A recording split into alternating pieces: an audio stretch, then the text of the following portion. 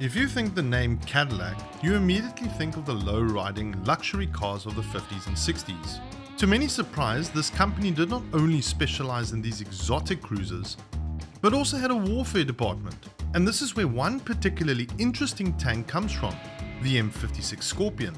Now, this tank doesn't remotely resemble the exquisite cars. It is something that looks more like a gun strapped to a tracked hull. But don't assume for a second it was a quick fix or it wasn't built without a real purpose. Because it was, and let's find out why. So let's go a bit back in time. In 1945, the 90mm T8 anti-tank gun was adopted by American paratroopers, consisting of a 90mm M1AA gun barrel with recoil elements from a 105mm howitzer and a lightened carriage. The result was a 3.5-ton cannon, which could be deployed from the C-82 Packet aircraft. The purpose was to supply the troops on the ground with a quick turnaround solution of anti-tank cannons. The problem though, was that as soon as it was parachuted in, there was major difficulties in moving these guns. So the solution to this was to build a small mobile tank destroyer capable of being parachuted in during combat. The development of an airborne tank destroyer was given to the Cadillac Motor Car Corporation, a division of General Motors. The design was based on the solutions that were tried and tested on the M56 Otter amphibious APC. Due to the limited dimensions of the aeroplane's cargo compartment, it was impossible to equip the SPG with a casemate or even a roof. Only a small gun shield was installed, where the shield was mostly designed to protect the crew from the muzzle blast and could not resist bullets or shrapnel. And so, the M56 Scorpion was created.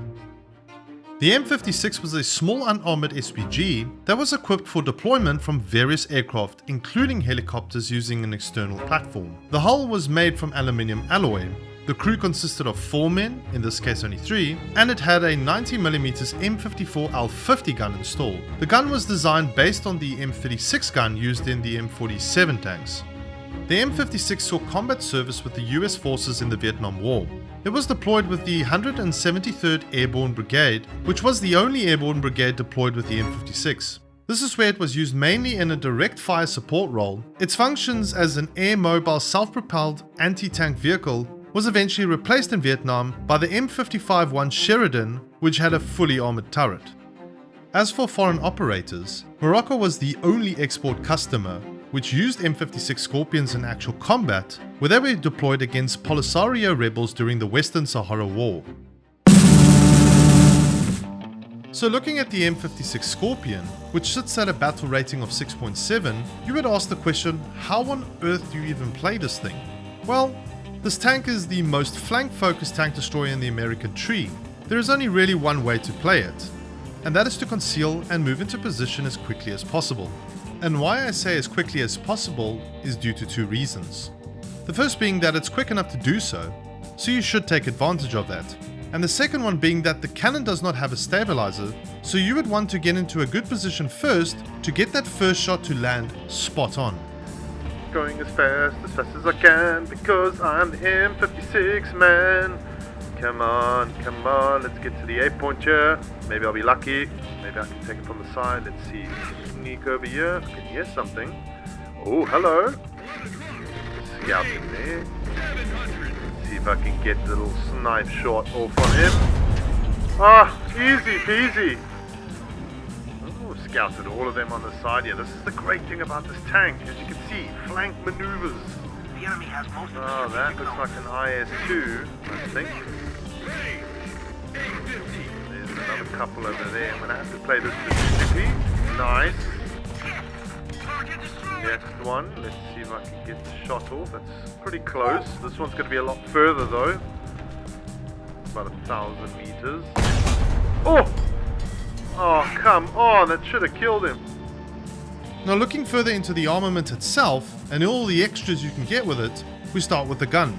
The 90mm M54 is the M41 gun available on the M48A1, but equipped with a recoil system, which is why they have the same available ammunition choice. The cannon's accuracy drop is notable as soon as 800 meters distance, and a handicap over 1000 meters unless you are firing at big targets.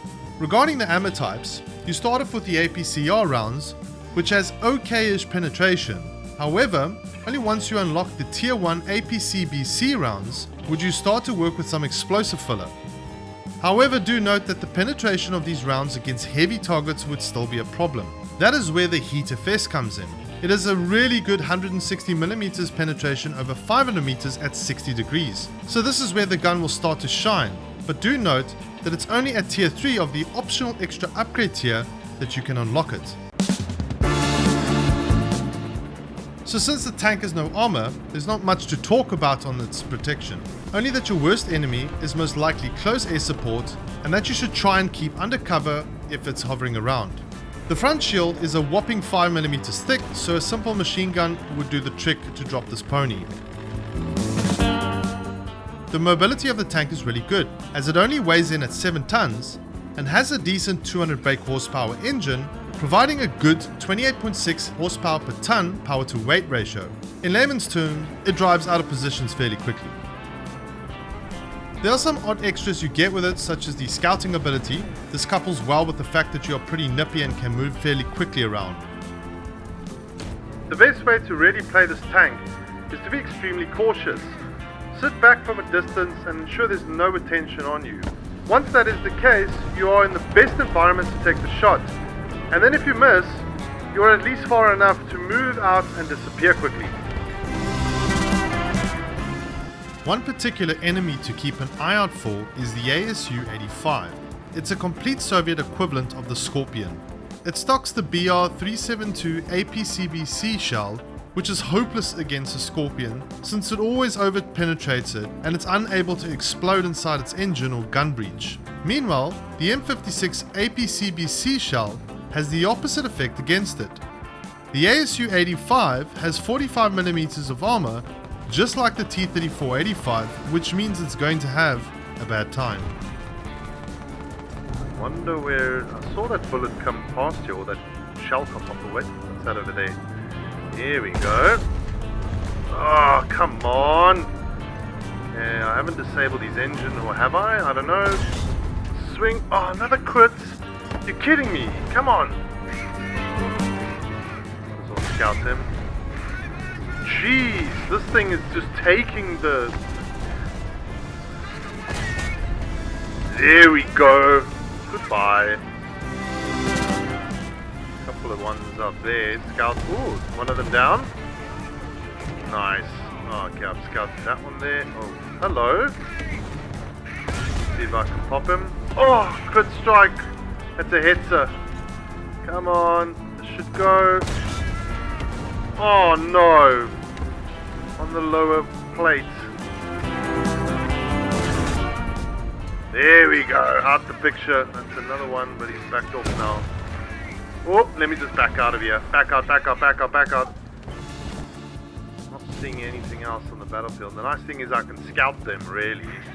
Oh, there we go. That's it. Show yourself. Goodbye.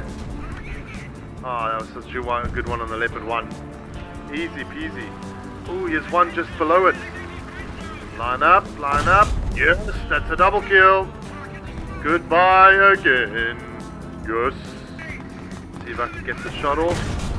Oh, he got taken up. Well, I'll take the kill.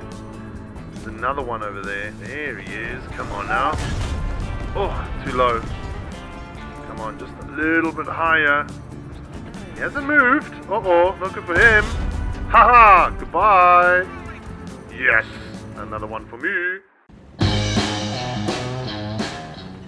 An interesting history piece on this vehicle was that the Spanish also acquired 5 of them around the same time Morocco did. Also, 60 ex-American M56 were left as a surplus never used in South Korea. I wonder what happened to them. Right, I got myself in a good position here.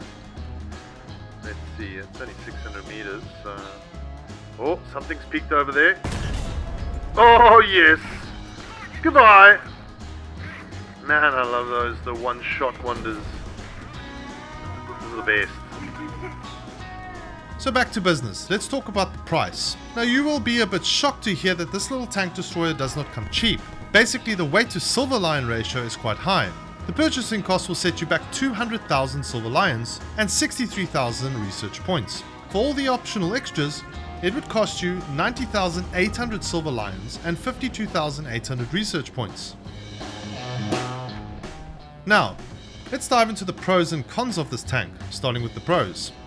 It has a very small profile, it's got excellent mobility and maneuverability on all terrain, the same 90mm gun and ammunition selection as the M48A1 pattern. Its reload time is pretty quick.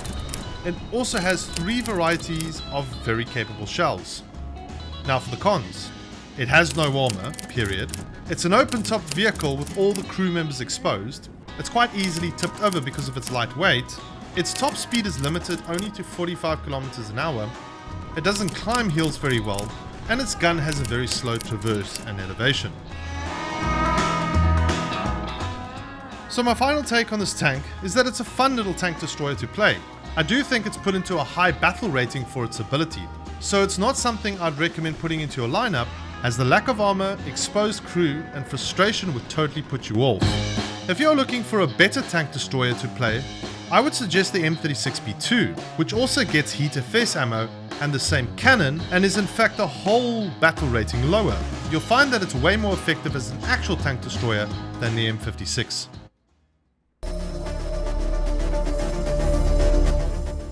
Catch us in the next episode where I climb into one of the most iconic tanks ever made. If you don't want to miss this episode, hit that subscribe button and notification bell. And once again, on that bombshell, we will see you next time. Good night.